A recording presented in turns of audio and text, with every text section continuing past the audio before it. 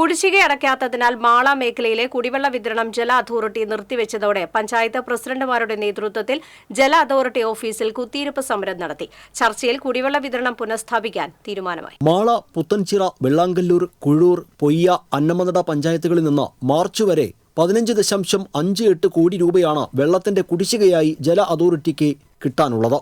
അഷ്ടമിച്ചിറയിൽ ജല authority assistant executive engineer KV ബാബുവിന്റെ ഓഫീസിലാണ് പഞ്ചായത്ത് പ്രസിഡന്റുമാരായ Sajan Kodiyan, Daisy Thomas, PV Vinod എന്നിവരുടെ നേതൃത്വത്തിൽ മെമ്പർമാരും ചേർന്ന് കുത്തിയിരിപ്പ് നടത്തിയത്.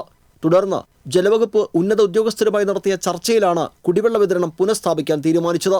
മാർച്ച് മാസത്തിലെ കുടിശ്ശിക തുകയുടെ പകുതി ഒരാഴ്ചയ്ക്കുള്ളിൽ അടയ്ക്കാനുള്ള നിർദ്ദേശമാണ് ജല അതോറിറ്റി മുന്നോട്ട് വെച്ചത്. എന്നാൽ ഈ തുക കണ്ടെത്തുന്നത് സംബന്ധിച്ച് പഞ്ചായത്തുകൾക്ക് ധാരണയില്ല. കുടിശ്ശിക വരുത്തുന്നവരുടെ കുടിവെള്ള കണക്ഷൻ വിച്ഛേദിക്കാനും ജല അതോറിറ്റി നിർദ്ദേശിച്ചു.